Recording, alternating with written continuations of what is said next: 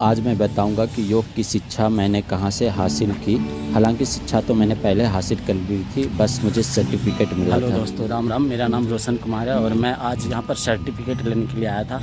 और मैंने जो अपना योगा टीचर ट्रेनिंग कंप्लीट किया है वो यहीं से किया था। ये है महात्मा गांधी हरिजन सेवक संघ योगा सेंटर, जो कि दिल्ली मुखर्जी नगर के पास है। और यहाँ का सबसे अच्छा बात है कि यहाँ पर जो मैंने अपना योगा टीचर ट्रेनिंग कंप्लीट किया, ये आसानी से मेरा कंप्लीट हो गया और बहुत जल्दी। इसमें ना तो ज़्यादा समय लगा और ना ही किसी प्रकार की कोई कठिनाई हुई, क्योंकि यहाँ पे सर लोग काफ़ी सपोर्टिव थे और सर ने काफ़ी मदद किया आपको। और इस आप देख सकते हैं जैसा कि इस योगा सेंटर में चारों ओर बहुत ही सुंदर माहौल होता है। और यहाँ पर जो स्पेशली एक आश्रम का जो लुक होता है और एक योगा सेंटर का जो लुक होता है, वो लुक आपको देखने को मिलेगा। आप पीछे देख सकते हैं अशोक स्तंभ जैसा एक कोई स्तंभ बना हुआ है। और मैं जहाँ पर योगा टीचर ट्रेनिंग अपना क्लासेस कंप्लीट करता था, वो क्लासेस आपको दिखा रहा हूँ। अभी फर्स्ट में जहाँ मैं खड़ा था सबसे पहले वीडियो में, वो हेड ऑफिस है। और ये जो आप देख रहे हैं ना, ये है योगा सेंटर जहाँ पर मैंने अपना क्लासेस कंप्लीट किया और मैंने अपनी ट्रेनिंग पूरी की। और फिर यहाँ से योगा कंप्लीट करने के बाद मैं थोड़ी दिनों के लिए ऋषिकेश चला गया था। वहाँ पर भी काफ़ी अच्छा था क्लासेस वगैरह। तो अब मैं आपको दिखा रहा हूँ कि यहाँ का जो गेट है वो मेट्रो से काफ़ी नज़दीक है। आप मेट्रो से वॉकिंग डिस्टेंस पर आ सकते हैं। 5 किलोमीटर का लगभग रास्ता है। और जब मैं यहाँ पर पढ़ाई कर रहा था तो यहाँ का जो सेंटर है ये इतना अच्छा बना हुआ नहीं था, लेकिन अभी जब मैं देख रहा हूँ यहाँ पर काफ़ी चीज़ें बदल गई है। आप पीछे देख सकते हैं, यहाँ पर संत विनोबा भावे का स्टैचू लगा है। इसके अलावा आप जो पीछे की ओर देख सकते हैं, ये पूरा आश्रम का लुक है और बहुत काफ़ी शानदार है। और हम सब एक हैं, करुणा पथ। यहाँ पर अलग अलग जो पथ है, जो विभाग है इस योगा सेंटर का, उसके बारे में बताया गया। प्रेम पथ, करुणा पथ, सत्य पथ। और यहाँ पर काफ़ी चीज़ें अच्छी है क्लासेस वगैरह के लिए। और जब मैं ये क्लासेस कर रहा था तो यहाँ पर चीज़ें इतनी अच्छी नहीं थी, लेकिन अब इसको फिर से बनाया गया और ये काफ़ी खूबसूरत है। और ये सामने आप देख सकते हैं एक खादी सेंटर भी खुल गया है। ये खादी सेंटर नहीं था पहले। और ये मुख्य द्वार है, यहाँ पर आपको परमिशन लेकर फिर एंट्री करना पड़ता है योगा सेंटर के अंदर। तो मैं यहाँ से वापस जाऊँगा मेट्रो से। तो उम्मीद करता हूँ आप लोगों को ये अच्छा लगा होगा। और ये योगा सेंटर का जो कुछ है यहाँ पर दिया गया है इसके बारे में। यहाँ जो आप देख रहे हैं, हॉस्टल के सभी लड़कियों को रात्रि 8 बजे के बाद नो एंट्री है। उसके बाद गार्ड रूम है। आप कैमरे के नज़र में घूमने का समय प्रातः 6 से 8 बजे तक है। योगा का समय 8 से 9 बजे तक है। और काफ़ी कुछ दिया गया है। शाम को घूमना सख्त मना है। ये इन सब चीज़ों के बारे में बताया गया है। तो अब मैं यहाँ पर अपना जर्नी पूरा कर चुका हूँ। अब मैं यहाँ से वापस जाऊँगा और मैं आप लोगों को दिखा रहा हूँ इस योगा सेंटर को। ये हरिजन सेवक संघ लिखा हुआ है, महात्मा गांधी योगा सेंटर। यही मेरा सेंटर था और ये मुखर्जी नगर का रोड है। आप देख सकते हैं इधर स्टूडेंट मिलेगा आपको देखने के लिए। काम के लिए आया था, वो काम पूरा हो चुका है। ये मेरा सर्टिफिकेट है योगा का। अब मैं इसको लेकर वापस रूम की ओर जाऊंगा। तो धन्यवाद मित्रों, राम राम। उम्मीद करता हूँ आपको मेरा ये वीडियो पसंद आएगा। और अगर आप लोग भी योगा टीचर ट्रेनिंग कंप्लीट करना चाहते हैं तो यहाँ से आप लोग जुड़ सकते हैं और अपना योगा टीचर ट्रेनिंग कंप्लीट कर सकते हैं। हेलो दोस्तों, राम राम। मेरा नाम रोशन कुमार है और आज हम लोग योग के बारे में कुछ जानेंगे। योग प्राचीन काल से ही भारतीय संस्कृति का एक अभिन्न अंग रहा है, जो हमें हमारी भारतीय परंपरा से विरासत में मिला है। योग न केवल एक अमूल्य धरोहर है, अपितु स्वस्थ रहने के लिए एक अनमोल उपहार भी है, जो मनुष्य को जीवन जीने की कला सिखाता है। यह केवल व्यायाम नहीं बल्कि जीवन शैली को आनंदमय, सुखमय बनाने की भी एक कला है। प्राचीन काल से ही हमारे ऋषि मुनि यौगिक जीवन का अनुसरण करते आ रहे हैं। क्या आप जानते हैं कि योग अब मात्र आश्रमों और साधु संतों तक सीमित नहीं रह गया है, बल्कि पिछले कुछ दशकों में इसने हमारे दैनिक जीवन में अपना एक महत्वपूर्ण स्थान बना लिया है।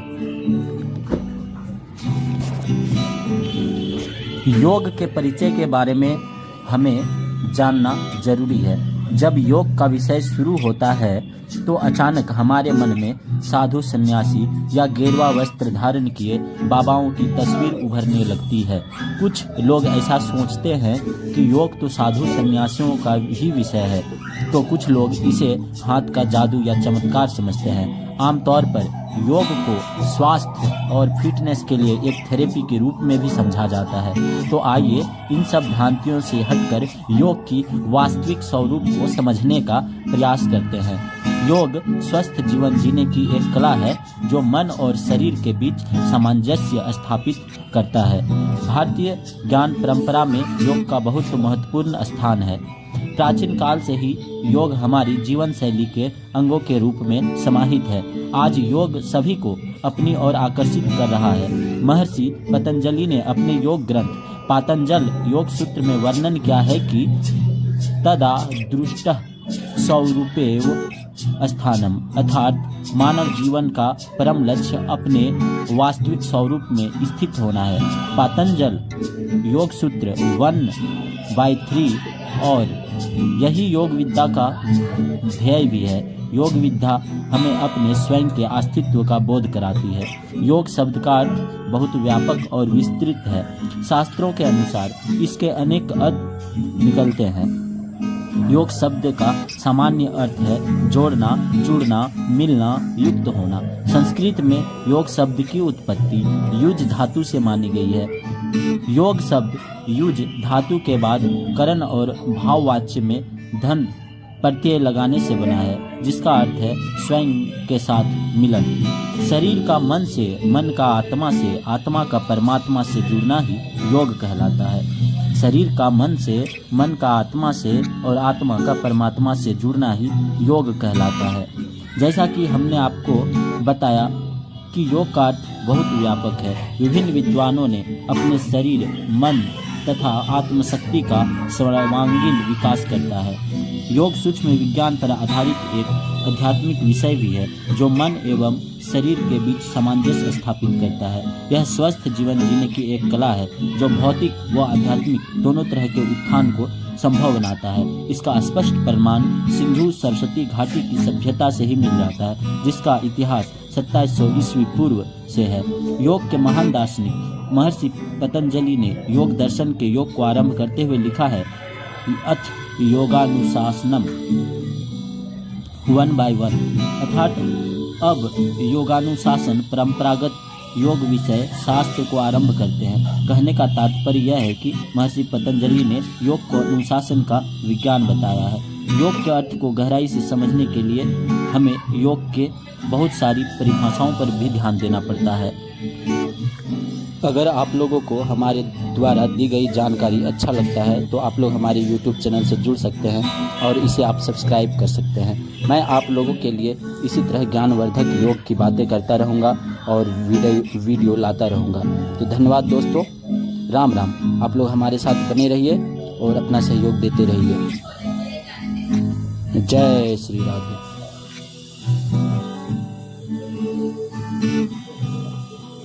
हेलो दोस्तों, अब मैं इस योग विधि के बारे में बात करूंगा कि मैं एक्चुअली मैं अभी कर क्या रहा हूं। तो मैं अभी प्राणायाम कर रहा हूं जो कि हमारा निकास से संबंधित है। निकास का मतलब होता है कि हमारा श्वास का अंदर और बाहर जाने से। तो आप देख सकते हैं कि मैं यह देखने में अनुलोम विलोम जैसा ही योग क्रिया लग रहा है। अब थोड़ा सा मैं अपने पेट को संकुचित करके कपालभाति योग कर लेता हूँ बीच बीच में, क्योंकि यह भी योग के दौरान काफ़ी ज़रूरी है। इसको करने से क्या होता है कि हमारा जो श्वास का बैलेंस होता है, जो श्वास का संतुलन होता है, वो बना हुआ रहता है। तो मेरे वीडियो में बार बार मैंने बताने की कोशिश की है कि प्राणायाम में श्वास का संबंध बहुत ही ज़रूरी है, क्योंकि हमारा जो मानव शरीर है, संपूर्ण मानव शरीर श्वास के दारोमदार पर ही टिका है। यानी कि अगर हमारे श्वास नहीं रहेंगे तो कुछ भी नहीं बचेगा। इसी वजह से हमेशा श्वास यानी कि प्राणायाम पर मनुष्य को जोर देना चाहिए और प्राणायाम की गतिविधि को जीवन में ज़रूर करना चाहिए, क्योंकि यह काफ़ी महत्वपूर्ण है हमारे लिए। अभी मैं मेट्रो शहर में रहता हूँ, तो मेट्रो सिटी में थोड़ा सा स्पेस कम होता है। आप देख सकते हैं एक्चुअली में ये मैं जिस फ्लोर में रहता हूँ उसका एक छोटा सा मतलब कि सामने का फ्रंट एरिया है, वहीं पर बैठकर मैं योग कर रहा हूँ। अभी फ़िलहाल ठंड का दिन चल रहा है और ठंड के दिनों में योग करना काफ़ी ज़रूरी है। ठंड के दिनों में योग करने के लिए मैं धूप वाले स्थान का चयन करता हूँ जहाँ पर थोड़ा बहुत सनलाइट आता है। धूप में बैठकर योग करने में बहुत ज़्यादा ही मज़ा आता है दोस्तों। तो इसी वजह से मैं कोशिश करता हूँ कि ठंडे के दिनों में धूप में बैठकर योग करूँ और गर्मी के दिनों में पंखे या कूलर के सामने योग करूँ। हालांकि पंखे या कूलर के सामने योग नहीं करना चाहिए, क्योंकि इससे आपका शरीर में जो ऊष्मा है वो उत्सर्जित नहीं होगा, और जब आपका शरीर गर्म महसूस नहीं करेगा तो पसीना नहीं होगी, और पसीना का उत्सर्जन नहीं होगा तो फिर आपकी जो भी पसीना के माध्यम से निकलने वाली गंदगी और बीमारी होती है वो नहीं दूर होगी। इस वजह से आप कोशिश कीजिए कि जब भी योग करते हैं तो खुद को तपाने का कोशिश कीजिए, क्योंकि योग एक साधना है जो तपने और तपाने का एक अभ्यास होता है।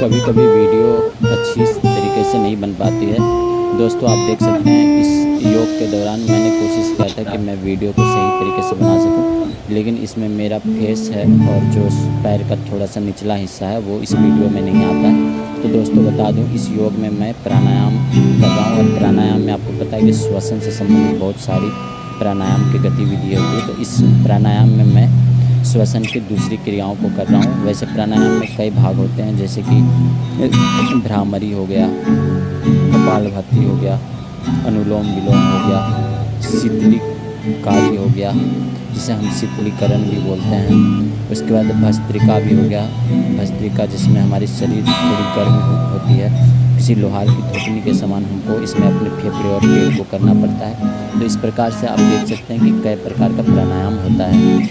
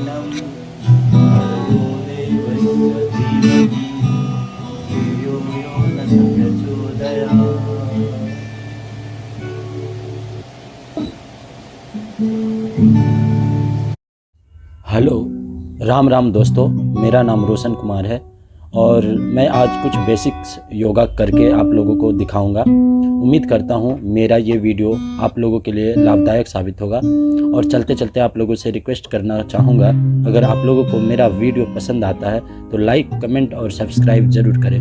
धन्यवाद। तो सबसे पहले मॉर्निंग टाइम में अक्सर योगा करने के लिए हम आसन मुद्रा में बैठ जाएंगे और आसन मुद्रा में बैठने के बाद हमने यहाँ पद्मासन अवस्था में बैठना उचित समझा है। अब पद्मासन अवस्था में बैठने के बाद लंबी लंबी गहरी श्वास लेने के बाद अब हम कपालभाति की योग क्रिया को कर रहे हैं। तो कपालभाति की योग क्रिया को करने के दौरान बीच बीच में प्राणायाम के लिए हम लंबी लंबी श्वास लेंगे और छोड़ेंगे। इस प्रकार की योग क्रिया सुबह करने से बहुत ही लाभदायक होता है और आपके शरीर में फुर्तीलापन लाता है। कपालभाति बेसिक रूप से आपके पाचन शक्ति क्रिया को मजबूत बनाता है। कपालभाति योग प्रक्रिया करने के बाद हम ओम मंत्र का जाप कर रहे हैं। अपने इष्ट को नमस्कार करने के बाद ओम मंत्र का जाप हम कम से कम 3 बार करेंगे और जब आप ओ बोलेंगे तो आपका मुंह खुला होगा और जब ओम में म की उच्चारण को आप अपने तालु से स्पष्ट करेंगे तो आपका मुख द्वार बंद हो जाएगा। और याद रहे, इस प्रक्रिया को करने के दौरान आपका श्वास बाहर की ओर ही होगा, ना कि इनहेल होगा। अब मैं भ्रामरी योग क्रिया को करूँगा। सुबह सुबह सबसे पहले मेडिटेशन ज़रूरी होता है। अब मैं भ्रामरी योग क्रिया को कर रहा हूँ, आप देख सकते हैं वीडियो में। और इसमें भी हम भंवरे की तरह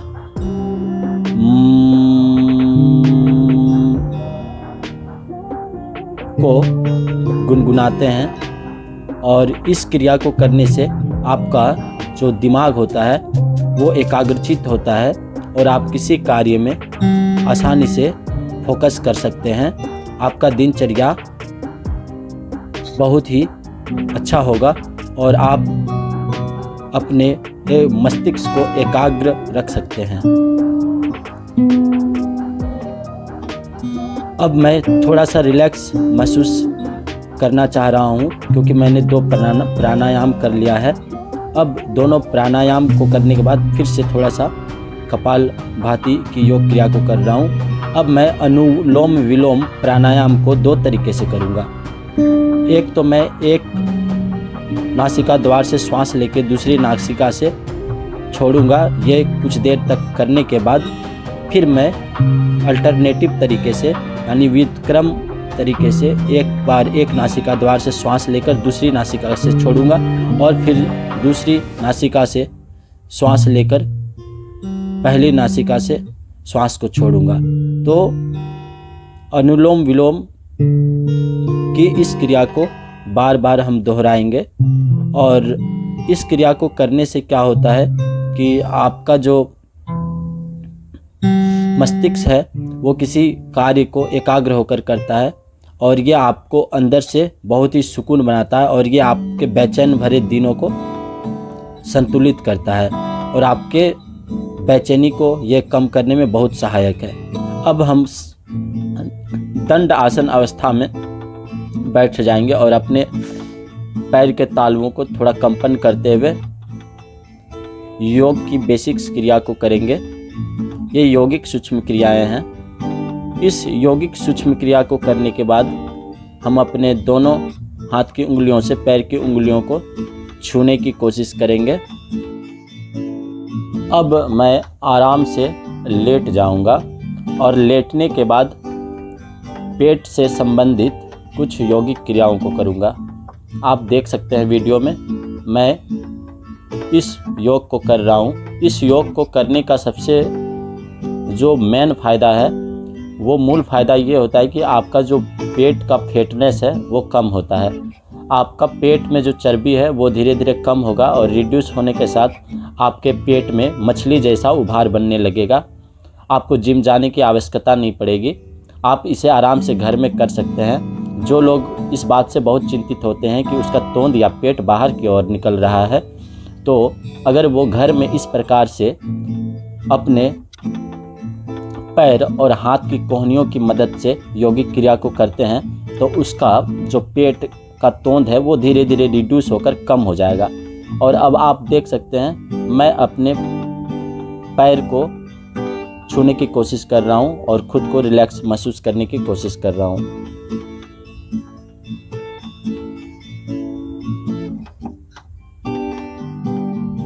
अब मैं अपने शरीर में फुर्तीलापन को लाने के लिए कुछ व्यायाम और कसरत जैसी गतिविधियों को करूँगा। आप देख सकते हैं मैं अपने हाथों को आगे पीछे करते हुए ताली बजाने की कोशिश कर रहा हूँ।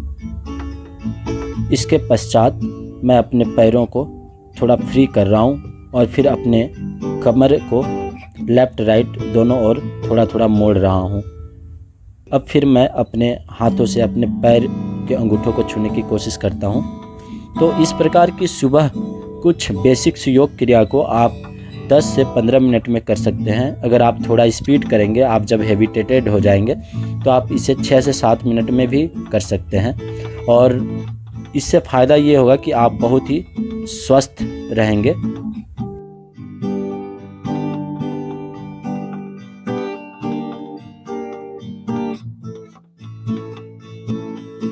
हेलो दोस्तों, मेरा यह योग अभी पेट से संबंधित था। अब एक मेरा दोस्त आया था, वह भी योग सीखना चाहता था, तो उसे भी मैं योग सिखाता हूँ।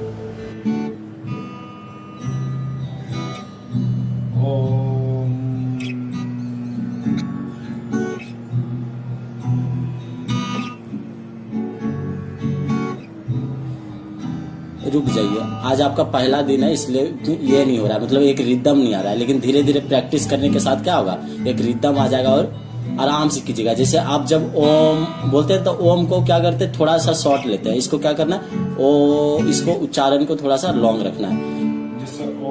देखिए हम करते हैं जैसे ओ,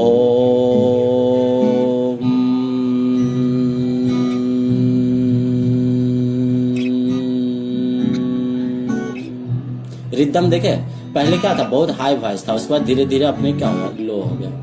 ठीक है, इस तरीके से करना है आपको। और एक बार कीजिए।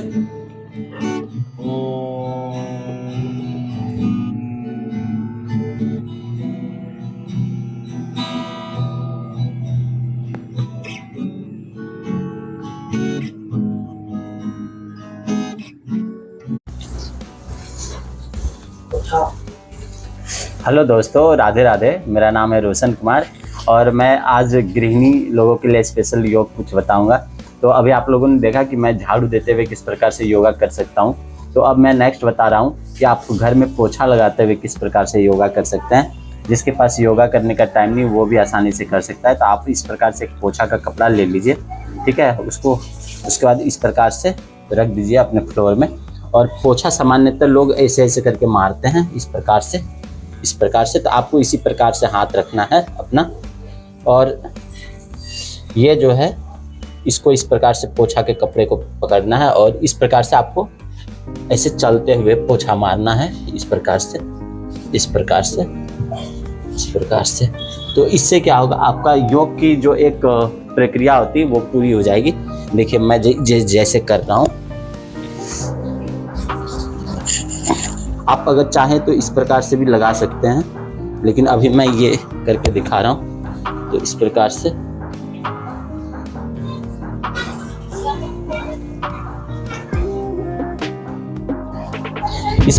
आप लगा सकते हैं। और दूसरा, आप इस प्रकार से भी सबसे अच्छा सरल तरीके से लगा सकते हैं, इस प्रकार से। लेकिन वही है, आपको बैठना पड़ेगा तो बार बार गंदा होगा।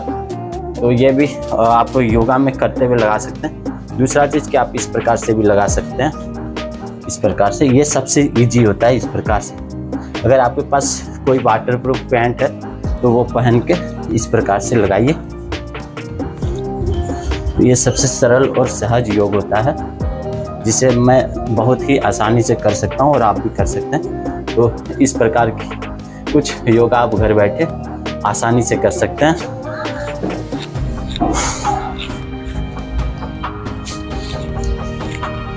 मैं जिस का प्रयोग करता हूँ वो ये वाला होता है, क्योंकि हमारी टांगे लंबी लंबी है, तो लंबे टांगों के लिए सबके हाइट के हिसाब से भी आप कर सकते हैं। तो लंबी टांगों के लिए मेरे लिए सबसे आसान ये होता है। तो इस प्रकार से मैं योगा करते हुए घर के काम को निपटा लेता हूँ। तो दोस्तों, उम्मीद करता हूँ आपको मेरा ये वीडियो पसंद आएगा। अगर पसंद आता है तो लाइक, कमेंट और सब्सक्राइब जरूर कीजिए। साथ में इस प्रकार से योग का थोड़ा सा इंटरटेनमेंट वीडियो देखिए और आपको भी मज़ा आएगा।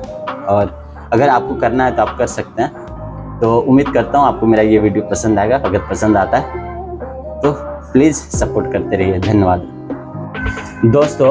अब मैं आप लोगों को बताऊंगा कि आप घर में किस प्रकार से मतलब कि बर्तन धोते हुए योगा कर सकते हैं। तो मैंने बर्तन धोने के लिए एक स्पंज ले लिया है और ये बर्तन है। तो आप घर में बर्तन धोते हुए इस प्रकार से पहले सीधा कमर की रीढ़ की हड्डी को सीधी करके बैठ जाइए। अगर आपके पास कुछ है तो उसमें इस प्रकार से इसको रखिए स्लैब में, जैसे कि किचन में मोस्टली स्लैब होता है। तो अगर किचन में स्लैब है तो आप खड़े होकर इस प्रकार से रख सकते हैं या इस प्रकार से रखिए, ठीक है। और उसके बाद इसको अपने शरीर का बल का प्रयोग करते हुए इसमें थोड़ा सा प्रेशर लगाइए और इस प्रकार से घुमाइए। तो आपको ये हाथ का योगा हो जाएगा आसानी से, मतलब कि जो हैंड योगा हम लोग इस प्रकार से जो करते हैं, आप इस प्रकार से जो योग करते हैं, तो इस प्रकार की योगा आपको इस प्रकार से करने से हो जाएगा। तो इस प्रकार से आप बर्तन धोते हुए बहुत सारी योगाओं को भी कर सकते हैं। इसके अलावा अगर आप बैठ कर बर्तन धोते हैं तो आप इस प्रकार से बैठिए और इस प्रकार से बैठ के इस प्रकार से साफ कीजिए। तो ये आपका जो मुंडक आसन टाइप का योग होता है वो भी आधा अर्ध मुंडक आसन हो जाएगा इस प्रकार से। तो इस प्रकार से आप योगा कर सकते हैं बर्तन धोते हुए, झाड़ू मारते हुए, घर का पोछा करते हुए। और ये योगा जो है ये स्पेशल योगा बुक में भी मेंशन है कि इस प्रकार का घरेलू काम करने से बहुत सारी योग की क्रियाएं संपादित हो जाती है। इसी वजह से कई बार आप लोगों ने देखा भी होगा कि कई लोग काफ़ी स्वस्थ होते हैं, क्योंकि वो फिर भी योगा वगैरह नहीं करते हैं और उनकी डाइट सेट ठीक होती है। तो इसका मतलब यही होता है कि वो काम वगैरह करते रहते हैं योगा के हिसाब से, तो उनको भी खुद पता नहीं रहता कि वो योगिक तरीके से उस काम को संपादित कर रहे हैं, तो उसकी बॉडी फिट रहती है। तो दोस्तों, उम्मीद करता हूँ आपको मेरा ये वीडियो पसंद आएगा। अगर पसंद आता है तो लाइक, कमेंट और सब्सक्राइब कीजिए। साथ में अपने दोस्तों यार को भी शेयर कीजिए ताकि मैं इस प्रकार का वीडियो कंटिन्यूस आप लोगों के लिए बनाता रहूँ। इसी बात के साथ मैं इस वीडियो को समाप्त करता हूँ दोस्तों। जय हिंद, जय भारत, वंदे मातरम, राधे राधे। दोस्तों, मेरा हृदय परिवर्तन हो चुका था। शायद इसी वजह से मैंने अपना रूम भी चेंज कर दिया था, क्योंकि आपने हमारे पहले के वीडियो में जो देखा था वो कोई और रूम था। अभी मैं जहाँ योग कर रहा हूँ यह कोई और रूम है। तो अब मैं यहाँ पर शिफ्ट हो चुका था। तो यहाँ पर योग करने के लिए थोड़ी कम जगह थी, लेकिन यहाँ पे एक दीवार है जिसके सहारे मैं कई प्रकार के योग को और भी कर लेता हूँ। तो दोस्तों, अभी मैं फिर से अपने कमर से संबंधित योग को करूँगा और इस क्रिया को मैं लेफ़्ट राइट बाएं और दाएं बारी बारी से दोहराने की कोशिश करता हूँ।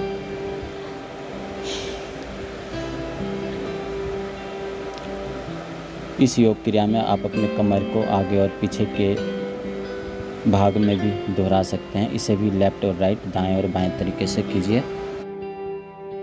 अगर आपके रूम में दीवार है या छज्जा है तो आप उसे पकड़कर सबसे बेस्ट एक्सरसाइज कर सकते हैं। उसे पकड़कर थोड़ी देर लटकिए। लटकने से क्या होता है कि आपका शोल्डर जो है वो बाहर की ओर निकलेगा, और शोल्डर जब बाहर निकलेगा तो आपका शरीर एक प्रॉपर शेप में आने लगता है। इस वजह से इस प्रकार का योग और एक्सरसाइज काफ़ी अच्छा होता है हमारे बॉडी के लिए, लेकिन यह थोड़ा सा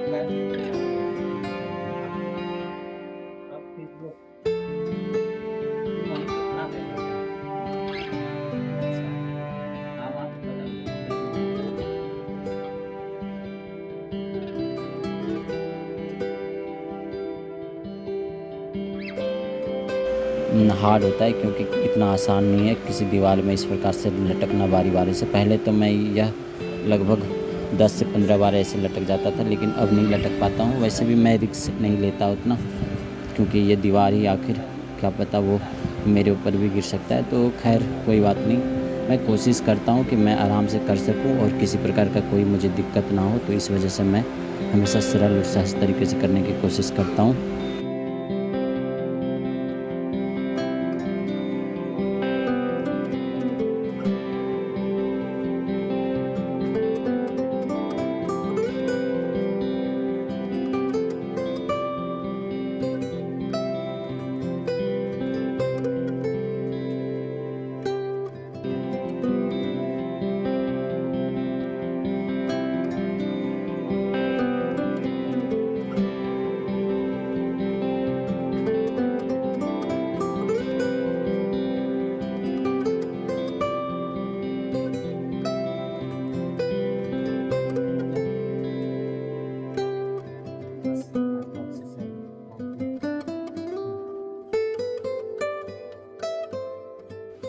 मुझे सुबह की सुनहरी धूप काफ़ी अच्छी लगती है, और जब थोड़ा सा माहौल ठंडा और गर्म हो तो उस वक्त खिड़की को खोलकर आप योग को करें।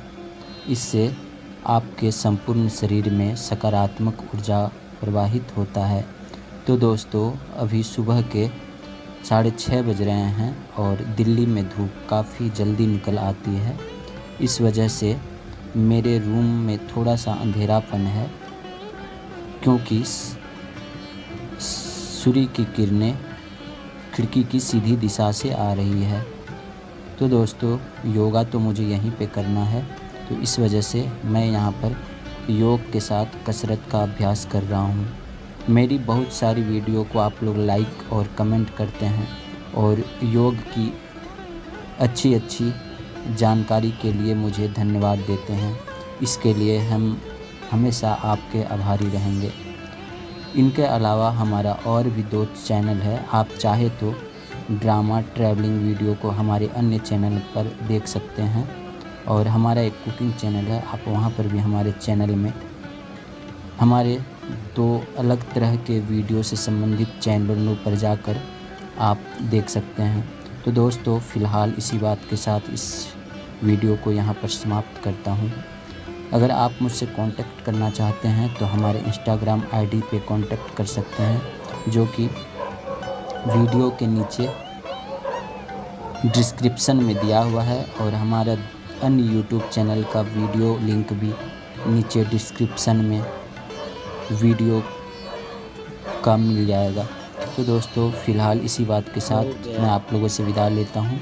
जय हिंद, जय भारत, वंदे मातरम, राधे राधे। दोस्तों, अब गर्मी का मौसम आ चुका है, बहुत ज़्यादा गर्मी लगती है। इस वजह से मैं अपनी योग की गतिविधि को थोड़ा कम करने की कोशिश करता हूँ, क्योंकि बहुत ज़्यादा पसीना होता है, और इस पसीने से दुर्गंध आने जैसी भी समस्या होती है। और मैंने कई वीडियो में ये भी बताने की कोशिश की है, अगर पसीने में दुर्गंध आता है तो किस प्रकार की योग की क्रिया को करने से आप इसे कम कर सकते हैं। ओम संगच्छध्वं संवदध्वं समो मानांसि जानतां देवा भागम यथा पूर्वे संजाना उपासते। हालांकि इससे दुर्गंध कम कैसे होता है इसके बारे में भी मैं बताना चाहूँगा, कि आपका जो बॉडी का स्मेल वो तो आएगा ही, लेकिन आप जिस वक्त योग करेंगे उस वक्त ज़्यादा से ज़्यादा पसीने को उत्सर्जित कर देंगे, यानी बाहर निकाल देंगे। तो दिन भर ये थोड़ी कम मात्रा में निकलेगी, तो इस वजह से आपके पसीने की दुर्गंध भी कम होगी। तो दोस्तों, इस प्रकार से आप योग के अभ्यास को घर बैठे आराम से कर सकते हैं। दोस्तों, यहाँ पर मैंने प्रार्थना के बारे में बताने की कोशिश की है कि प्रार्थना का एक्चुअली में मतलब क्या होता है। जब हम योगा प्रेयर करते हैं तो आप इसे यहाँ पढ़ के भी समझ सकते हैं।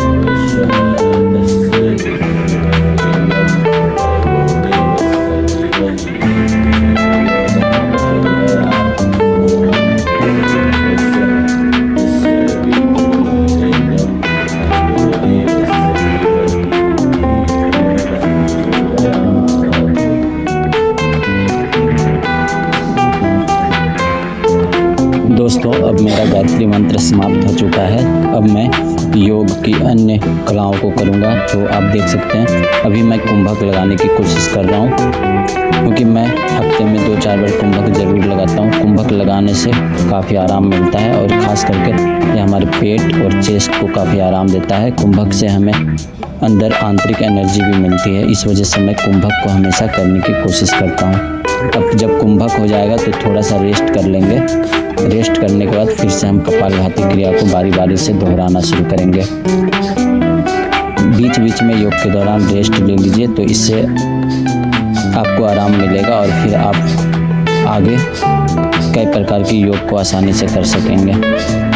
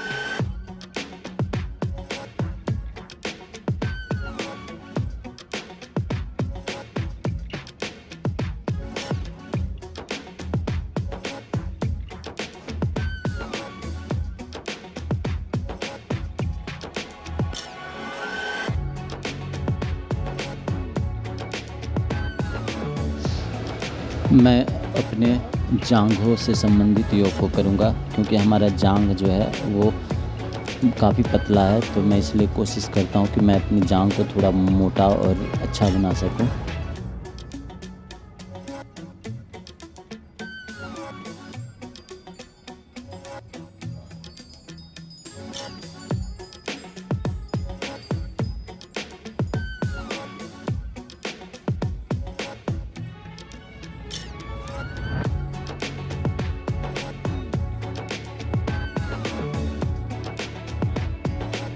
Actually right now I am playing with my yoga practice. You can see how I enjoy my different type of yoga activity, and these are my practice of every day. And when I am in happiness, then I try to do this type of yoga and I enjoy it. Actually I am right now very happy and I am trying to different type of new asana and yoga.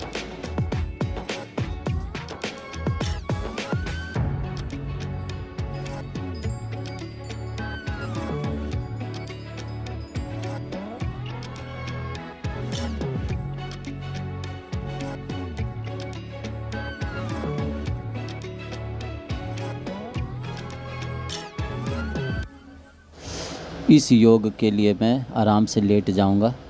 दोस्तों, लेटने के बाद मैं कम से कम अपने पेट के लिए एक आसान सा योग करूंगा। आप देख सकते हैं मैं सबसे पहले आराम से लेट गया। लेटने के बाद अपने पैर के घुटने और हाथ की कोहनियों को आपस में मिलाने की कोशिश करता हूं। इससे क्या होता है, सारा जो बल है वो बल हमारे पेट में पड़ता है और जिसके फलस्वरूप पेट का संकुचन होना स्वाभाविक है। और जब पेट संकुचित होती है इस तरीके से बार बार, तो हमारा जो शरीर है वो एक प्रॉपर शेप में आता है और हम अच्छे दिखते हैं। क्योंकि लोग हमेशा इस बात से परेशान होते हैं कि योग के साथ उसकी फ़िटनेस इतनी जल्दी नहीं बन पाती है जितनी जल्दी कि वो जिम से बना लेते हैं। तो दोस्तों, आप इस प्रकार की एक्सरसाइज योग के बाद कर सकते हैं। यह आपके शरीर को फिटनेस और एक प्रॉपर शेप में ला देगा।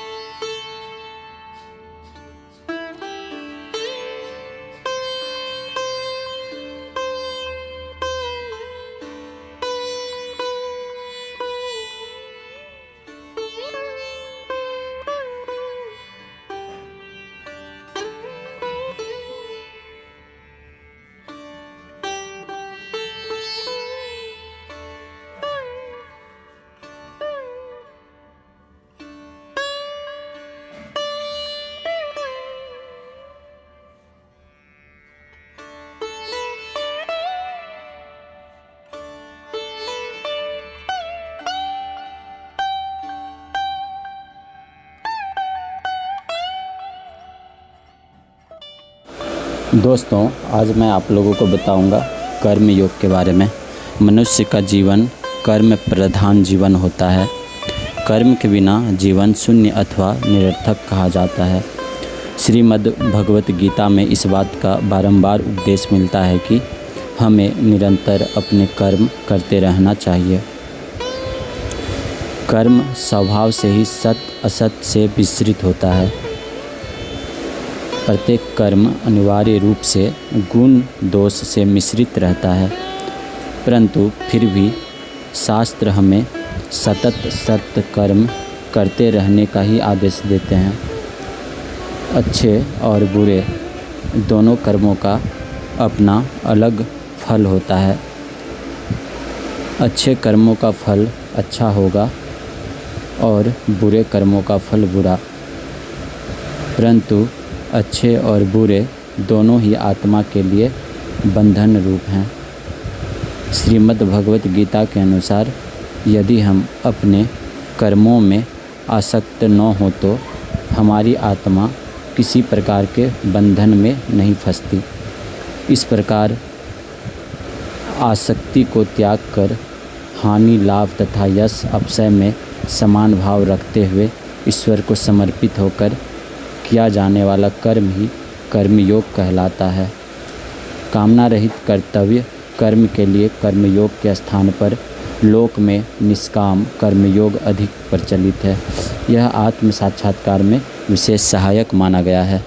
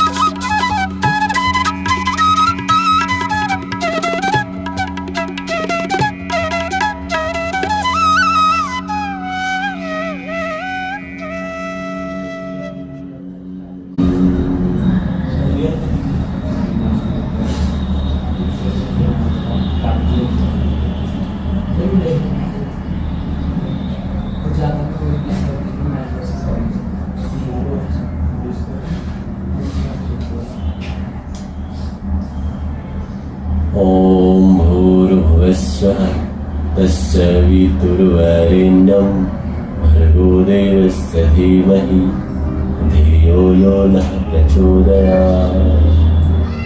ॐ भूर्भुवस्वः तस्य वितुर्वरेण्यं भर्गो देवस्य धीमहि धियो यो नः प्रचोदयात्। ॐ भूर्भुवस्वः तस्य वितुर्वरेण्यं भर्गो देवस्य धीमहि धियो यो नः प्रचोदयात्। ॐ भूर्भुवस्वः तस्य वितुर्वरेण्यं भर्गो देवस्य धीमहि धियो यो नः प्रचोदयात्। ॐ भूर्भुवस्वः तस्य वितुर्वरेण्यं भर्गो देवस्य धीमहि धियो यो नः प्रचोदयात्।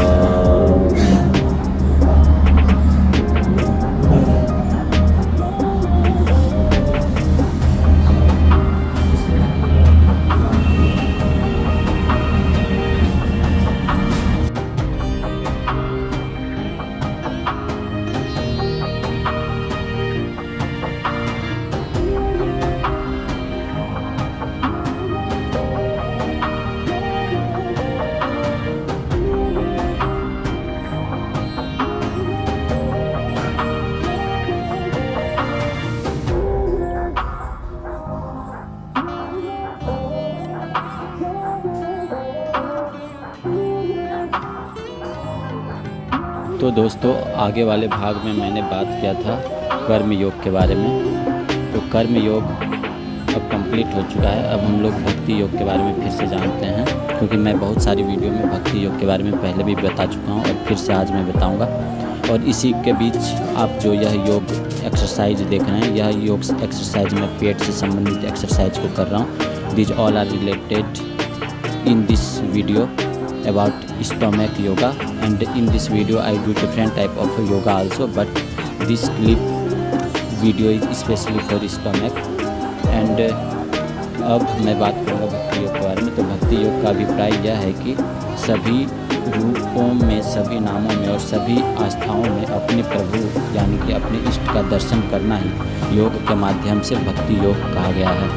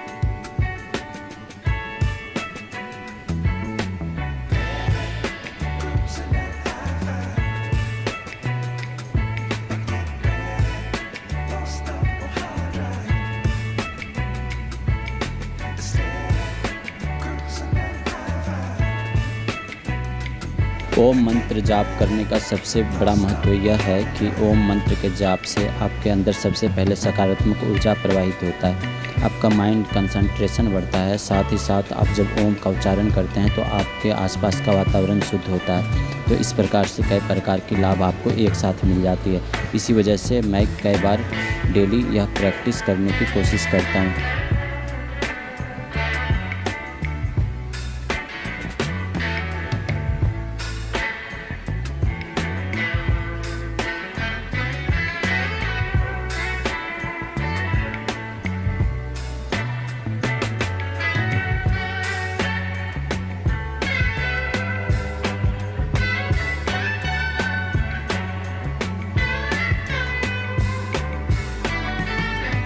इस प्रकार से मैं योग की कई क्रियाओं को कर लेता हूँ और यह सब योग की क्रियाएं एक दिन में संभव नहीं होती है। मैं कई दिनों के अभ्यास के बाद योग की वीडियो बनाता हूँ और फिर योग की वीडियो आप लोगों से शेयर करता हूँ।